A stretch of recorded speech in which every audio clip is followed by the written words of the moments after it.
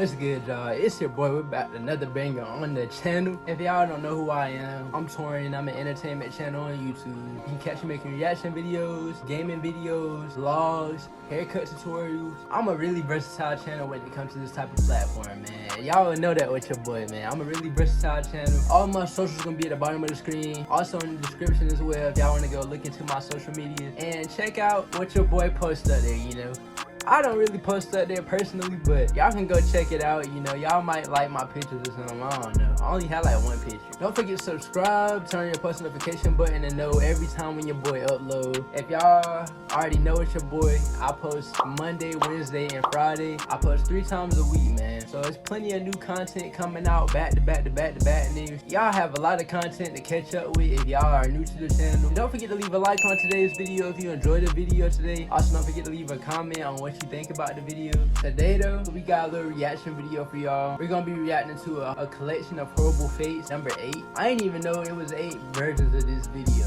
8 versions of this type of video, so we must have been missing out on these type of uploads because I don't remember none of that. Yeah, man, before we hop into the little video though, don't forget to grab y'all little drink, grab y'all little snacks, man. Vibe out with your boy. Really get to know your boy vibe, really, man, you know. But yeah, we finna go ahead and hop into this little video, man.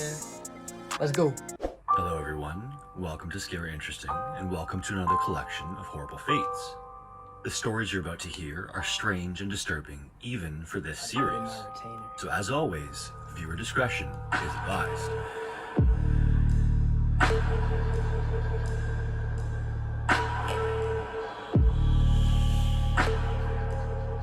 Ever since I made the video about the Panikin Plains Cave in the Australian outback, I've been thinking more and more about the swaths of uninhabited land on the continent. In Canada, we have sort of a similar situation. A large portion of the Canadian North is uninhabited simply because it's essentially inhospitable. It's a dry desert tundra that's just cold instead of hot like the Australian outback. Now, in thinking about this, I started to wonder about the crocodile populations in Australia and how far their range extended. It seemed unlikely that they could survive in the desert, but maybe they would line the coasts the entire way around. I was surprised to learn that they actually only inhabit the northern edge of the continent, but in that area, there are as many as 100,000 saltwater crocodiles and a 100K, further y'all, 100,000 freshwater crocodiles. Most rivers in the north of the country have an average of 5 crocodiles for every kilometer of river, but the Mary River has as many as 15 per kilometer. The larger and more aggressive saltwater crocodiles are up to 7 meters or 23 feet long, and despite it being sparsely populated in the north, crocodiles kill 1 to 2 people annually in Australia on average. Part of the reason for this is that crocodiles are incredibly patient and stealthy predators. Supposedly, some campsites even strictly forbid camping in one spot for more than 3 days because the crocodiles have been known to learn the patterns of campers, making them easier to hunt. The same goes for filling up water in rivers. Best practice is to always refill at a different spot each time so that crocodiles won't wait for you in the water.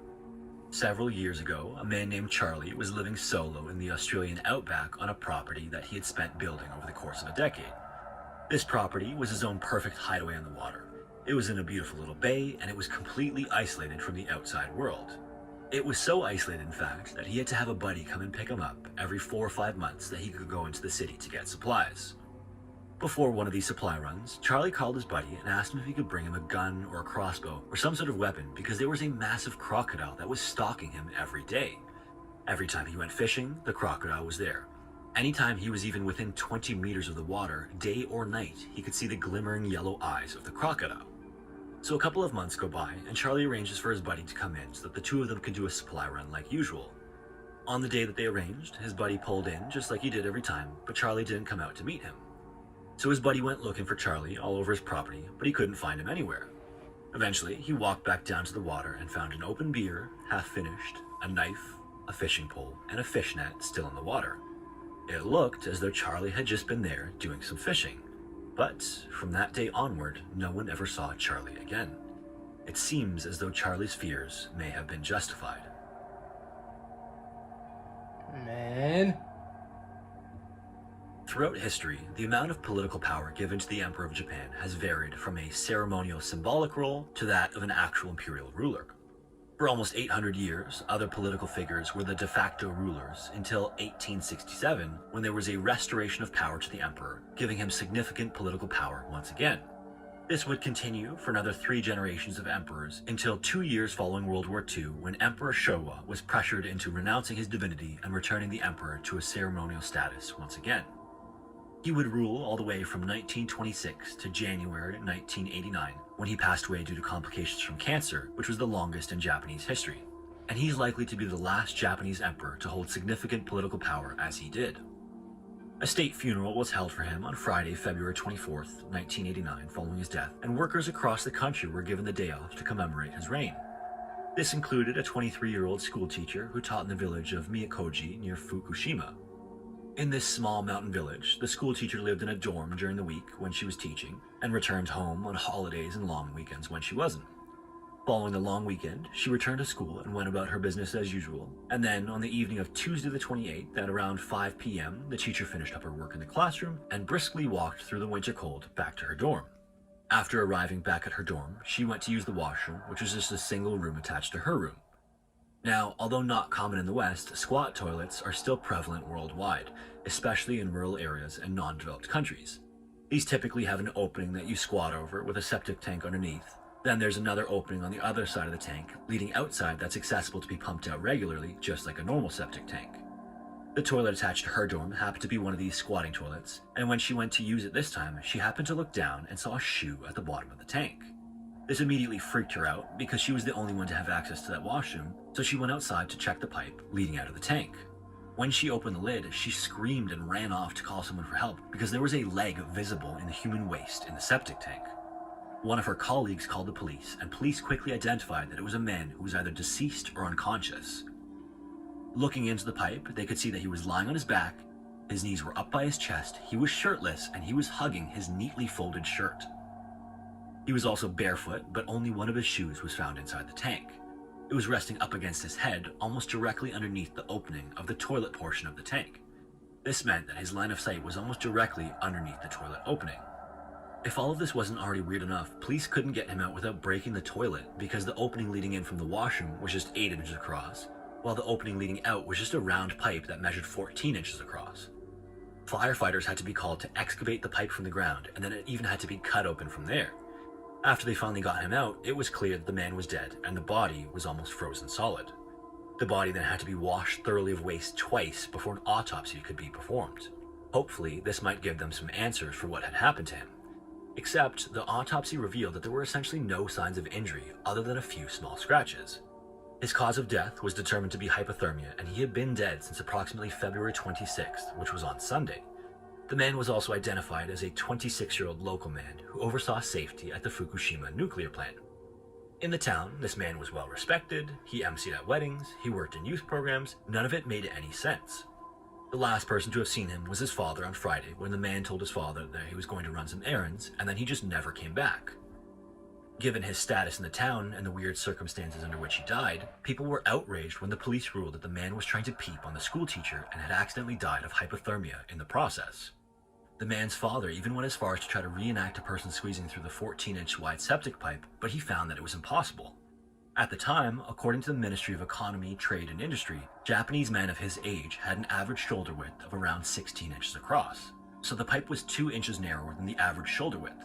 And not only was the pipe an impossible fit, it was filled with human waste. Why would anyone willingly squeeze into something like that in the middle of winter?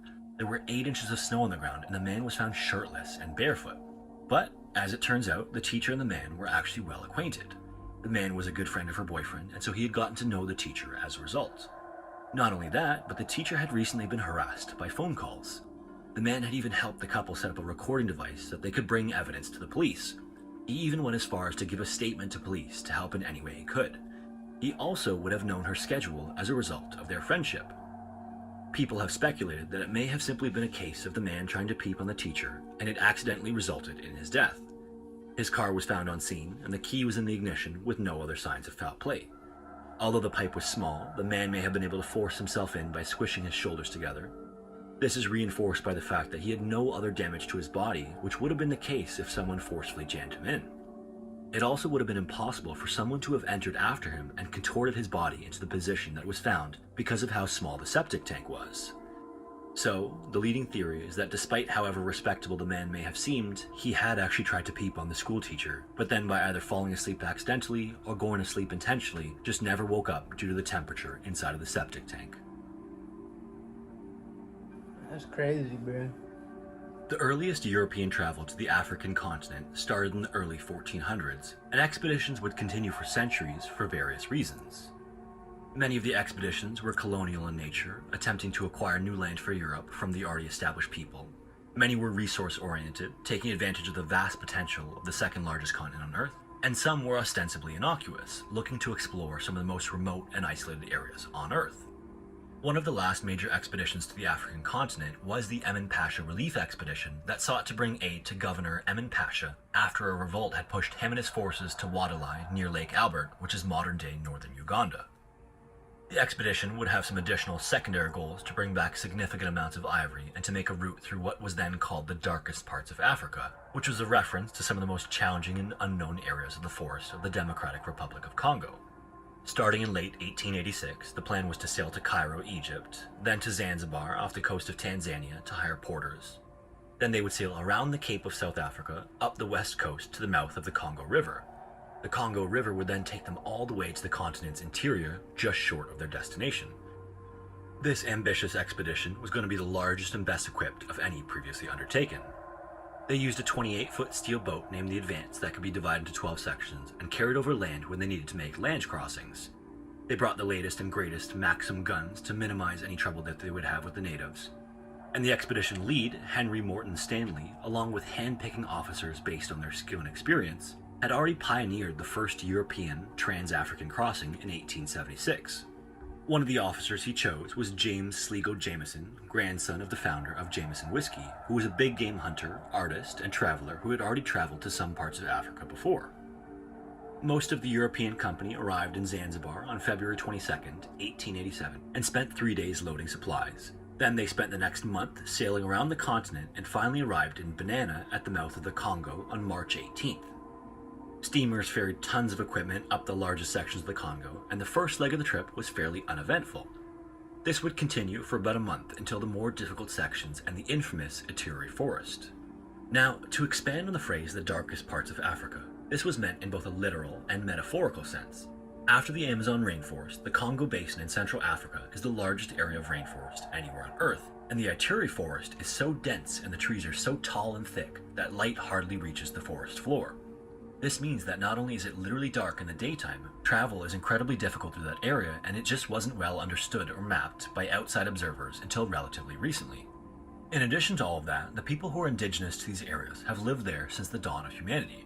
There are hundreds of ethnic groups that represent the greatest genetic diversity anywhere on Earth, far from the homogeneous grouping typically associated with skin color.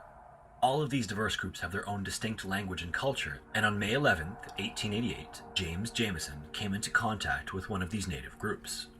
The expedition was camped in the village of Lokondu along the river, and that day, Jameson and some others took a long walk along the outskirts of the village. The area was fairly hilly, and in between sections of forest, there were small clearings where you could see streams running through the hills. After exploring a little bit, they walked through some of the rows of houses to the old chief's house to talk with him. As they spoke to him, a band of 4 drummers arrived. They each had 3 pedestal-shaped side drums that they played, and their heads and their upper bodies were covered in a thick layer of white clay. They also each wore a coronet of white feathers on their head and a waistband of fresh palm leaves covering their upper thighs. Following the drummers were 3 more individuals, 1 man and 2 women. The women sang, and the man held a spear in one hand. The individuals were followed by another 6 men and 6 women, who all clapped and sang and danced in unison, creating a small performance for the chief. Finally, a couple was led in, a man wearing a long white Arabic dress with a headdress of red parrot feathers and a woman who wore bright, colorful clothing. The chief then gave them a gun and explained to Jameson that these were slaves of the Wukusu tribe. They had been away for the last 2 months making medicine because lots of their people had been dying recently. Before the ceremony was over, Tipu Tip, a notorious ivory and slave trader, came in and spoke with Jameson as well. He went on to explain that the Wukusu people have a sinister reputation. He had previously fought alongside them, and after killing many enemy soldiers one evening, the bodies were nowhere to be found the following morning. They had disappeared because the Wukusu were supposedly terrible cannibals, and just 2 Wukusu could eat a grown man in a single night. Tipu Tip learned this the following day after he had sent someone to grab water from the nearby well. The water that was brought back was all oily and tasted terrible, so he went to the well to investigate and found a thick layer of yellow fat covering the water. The Wukusu had taken the meat from all of the dead enemies and brought it to the well to wash before they ate it, leaving behind much of the fat. From that point onward, he had the Wukusu camp downstream of him. Now, Jameson, being a non-native, was skeptical of this story. These were always chalked up to nothing more than travelers' tales, or in other words, lies. Tipu Tip then told Jameson to give him a bit of cloth and see. Jameson, thinking this was just a ruse to get money out of him, sent his assistant to get 6 handkerchiefs and gave them to Tipu. What happened next would be the most horrifying thing Jameson would see in his entire life. After the handkerchiefs were exchanged, a man came leading a girl by the wrist who looked to be about 10 years old. Before Jameson could even react, the man stabbed her twice in the chest and she fell face first onto the ground. 3 more of the Wukusu then descended on her and quickly dismembered her in front of the entire group. Finally, once her head was removed and there was nothing left of her, the men each took a share of the meat and walked down to the river to wash it. Jameson just sat there horrified, not realizing until the moment that she was stabbed that this was not a joke and that the rumors were in fact true. Even more horrifying was that no one in the group seemed to be the least bit disturbed by what they had witnessed. This was clearly not a surprise to anyone living in that area. Following the incident, Jameson would write about it in his personal journal, and the entire event comprised just 2 pages in a 455-page book. The girl was supposedly a slave from a nearby village, and the handkerchiefs had served as payment for her for the Wukusu to do with as they wanted. Much of their interactions were mediated by a translator, and so it seemed as though the interaction was not clearly understood by both parties. And, as far as I can tell, there is no mention of the event beyond those 2 pages, which in itself is an odd thing to think about. From June onward, the expedition had an incredibly difficult time moving through the Ituri forest. The crossing was expected to take just 2 months, but took almost 6 instead. They were shot at with poison arrows by the local pygmy populations, and lack of food was a consistent problem. By the time they arrived at Lake Albert, only 169 of 389 who had started the crossing were still with the group due to a combination of disease and desertion. In fact, somewhere along that crossing, Jameson himself died from typhoid at just 31 years old. What was left of the expedition finally reached the eastern shores almost 2 years after the journey began in January of 1889. Upon arriving back in Great Britain, the expedition initially received public acclaim for its accomplishments. It wasn't until later on that the true cost of the expedition was learned. Not only had so many of its company died in the process, but they had also introduced several foreign diseases to the continent that would rage for a decade afterward. These factors would ultimately lead to this expedition being the last of its kind that was not government-run or purely for scientific purposes. If you made it this far, I just want to thank you for watching. My name is Sean, and welcome to Scary Interesting. This is part 8 of my collection of Horrible Fates series, so you may want to check out the other videos in the series. If you enjoyed this video, I'd appreciate it if you gave it a like. That helps out with the YouTube algorithm, and subscribe and turn on all notifications so you don't miss any of my weekly uploads. Once again, thank you so much for watching, and hopefully I will see you in the next one. That was the end of the video, y'all. Imagine getting ate by people that you thought like were in your group together to help you survive, and they end up stabbing you and eating you alive, man. That would be crazy, bro. All my socials are gonna be at the bottom of the screen, also in the description. Don't forget to leave a like on today's video if you enjoyed it. I really appreciate it, man. It really pushed your boy more in the algorithm. That can help your boy in the long run. Don't forget to subscribe, turn your post notification button to know every time when your boy uploads. I hope y'all enjoyed today's video. You know, that's a little laid back chill vibe video with y'all. You know, nothing really big, nothing really serious, but we got some more content coming out that I'm not gonna name, but hey, stay tuned with your boy. Really stay tuned. I'm gonna catch y'all though.